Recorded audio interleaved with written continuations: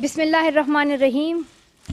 In the name of God, the most beneficent, the most merciful, who is the God of all mankind. Whenever I go and speak, the only problem I face is that the podium is usually taller than me. So I hope it would be good this time. I'm feeling honored that I'm being chosen as a Nobel laureate, and I have been honored with this precious award. It is the Nobel Peace Prize. And I'm proud that I'm the first Pakistani and the first young woman or the first young person who is getting this award. It's a great honor for me. And I'm also really happy that I'm sharing this award with a person from India whose name is Kailash Satyarthi. And his great work for child's rights, his great work against child slavery totally inspires me. And I'm really happy that there are so many people who are working for children's rights, and I'm not alone. And he totally deserved this award. So I'm feeling honored that I'm sharing this award with him. He received this award, and we both are the two Nobel Award receivers. One is from Pakistan, one is from India. One believes in Hinduism, one strongly believes in Islam. And it gives a message to people. It gives a message to people of love between Pakistan and India and between different religions. And we both support each other. It does not matter what's the color of your skin, what language do you speak, what religion you believe in. It is that we should all consider each other as human beings, and we should respect each other. And we should all fight for our rights, for the rights of children, for the rights of women, and for the rights of every human being. First of all, I would like to thank my family, my dear father, my dear mother, for their love, for their support. As my father always says, he did not give me something extra, but what he did, that he did not clip my wings. So I'm thankful to my father for not clipping my wings, for letting me to fly and achieve my goals, for showing to the world that a girl is not supposed to be the slave. A girl has the power to go forward in her life. And she's not only a mother, she's not only a sister, she's not only a wife, but a girl she should have an identity, she should be recognized, and she has equal rights as a boy. Even though my brother thinks that they are treated, that I'm treated very well and they're not treated very well, but that's fine if it's that, but that's fine. Well, I would like to share with you how I found about the Nobel Peace Prize, and it's quite exciting because I was in my chemistry class and we were studying about electrolysis, anode, cathode, and the time was, I think, 10:15, so the time of the announcement of the Nobel Peace Prize was gone. And before that, I was not expecting that I would get this award. And when it went to like 10:15, I was totally sure that I haven't won it. But then suddenly one of my teachers came to the class and she called me and she said, I have something important to tell you. And I was totally surprised when she told me that, congratulations, you have won the Nobel Peace Prize and you are sharing it with a great person who is also working for children's rights. And it's sometimes quite difficult to express your feelings, but I felt really honored. I felt more powerful and more courageous because this award is not just a piece of metal or a medal that you would wear or an award that you would keep in your room, but this is really an encouragement for me to go forward and to believe in myself, to know that there are people who are supporting me in this campaign. And we are standing together. We all want to make sure that every child gets quality education. So this is really something great for me.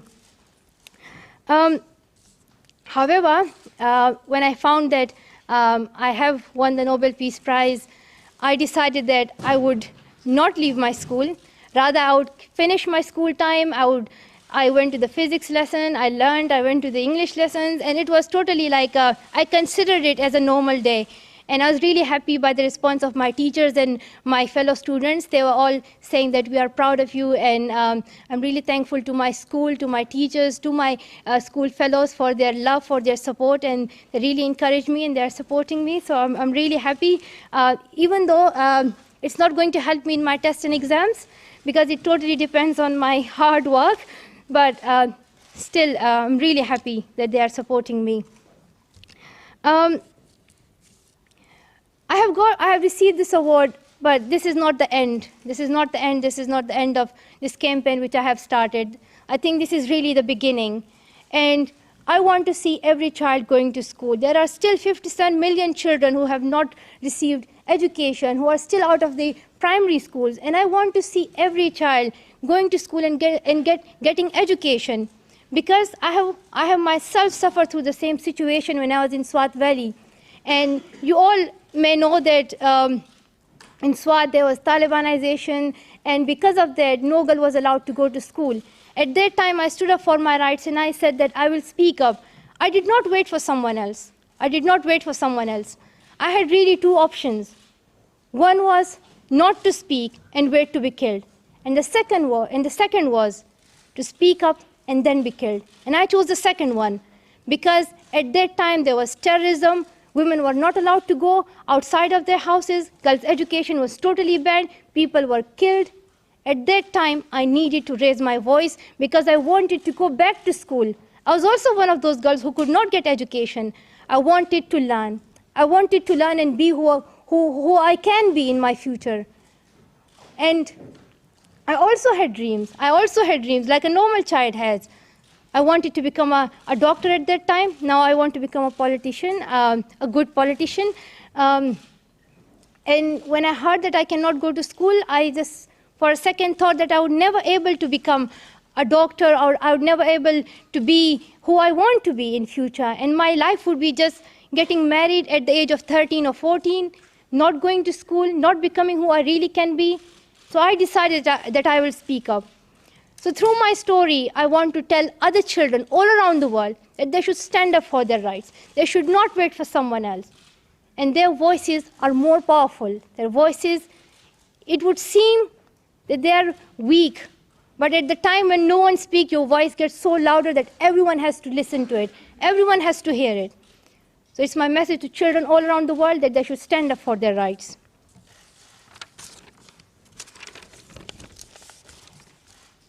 And the award that I have received, the Nobel Peace Prize, I believe that the Nobel Committee, they haven't given it just to me. But this award is for all those children who are voiceless, whose voices need to be heard. And I speak for them, and I stand up with them, and I join them in their campaign that their voices should be heard, and they should be listened, and they have rights. They have rights. They have the right to receive quality education. They have the right not to suffer from child labor, not to suffer from child trafficking. They have the right to live a happy life. So I stand up with all those children.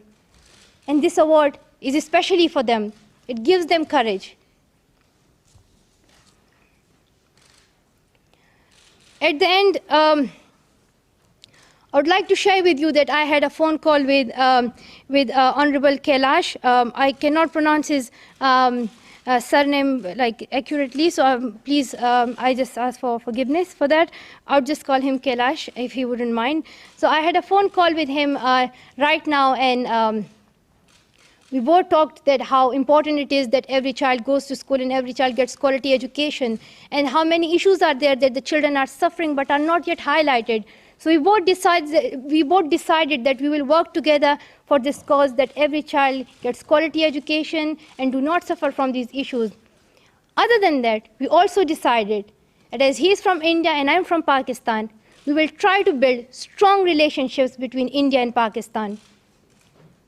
And nowadays, you know that there is tension on the border, and the situation is getting, it's not like as we are expecting. We want Pakistan and India to have good relationships, and the tension that is going on is really disappointing, and I'm really sad because I want both the countries to have dialogue, to have talks about peace, and to think about progress, to think about development, rather than fighting with each other. It's important that both the countries focus more on education, focus more on development and progress, which is good for both of them.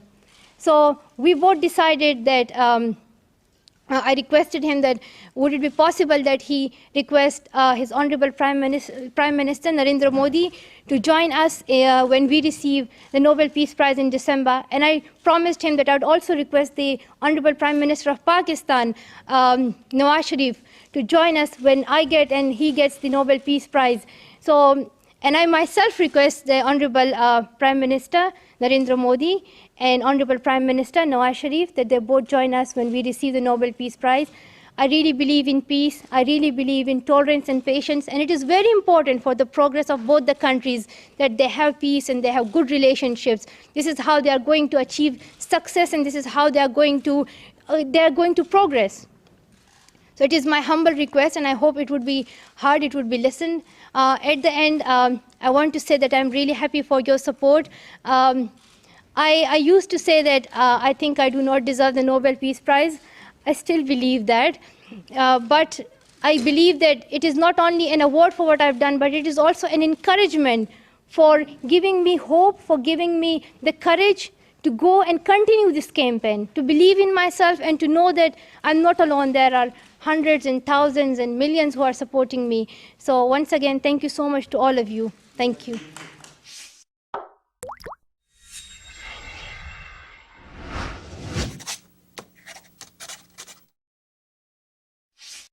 اگر بارها دنبال واژه آموزش گشته اید ولی با درهای بسته روبرو شده اید، اگر دنبال آموزشکده‌ای گشته اید که دور نباشد و استادهای خوبی هم داشته باشد، اگر مشتاق آموختن هستید اما توانایی مالی کافی نداشته اید که بیشتر و بیشتر بخوانید و بدانید، اگر شبها وقت آزاد دارید و روزها نمیتوانید دنبال درس و کلاس بروید، توانا بهترین انتخاب شماست. توانا بود هر که دانا بود. توانا رایگان در اختیار شماست. آموزشکده‌ای در خانه شماست. هر وقت که بخواهید، شب یا روز. با درس‌هایی مانند حق و حقوق زنان، دموکراسی، تفسیرهای نوین و لیبرال از دین، حقوق اقلیت‌ها، حکومت قانون، نهادسازی و نهادهای مدنی، محیط زیست، روزنامه نگاری و امنیت فضای مجازی و موبایل‌های هوشمند. آموزشکده توانا کلاس‌های دلخواه شما را رایگان به منزل شما می‌آورد. در کلاس‌های توانا با نام و جیمیل مستعار ثبت نام کنید. برای ما مهم انگیزه شهروندی و علاقه شما به آموختن است. ما هرگز نام واقعی شما را نمی‌پرسیم. تیم فنی توانا از طریق سایت تواناتک به شما کمک می‌کند تا با خیال راحت و فارغ از دردسرهای امنیت وب در کلاس‌ها شرکت کنید. در توانا بیاموزید، با تواناتک پاسخ سوال‌های فنی خود را بگیرید و از صدها کتاب، ویدئو، آدیو و مدرک دیجیتال در کتابخانه توانا رایگان استفاده کنید. توانا پنجره آشنایی شما با جهان ایده‌های نو و تجربه مردم دیگر کشورها در گذار به دموکراسی. برای دسترسی به توانا و اطلاعات بیشتر به فیسبوک، توییتر، یوتیوب و گوگل پلاس توانا و تواناتک بپیوندید.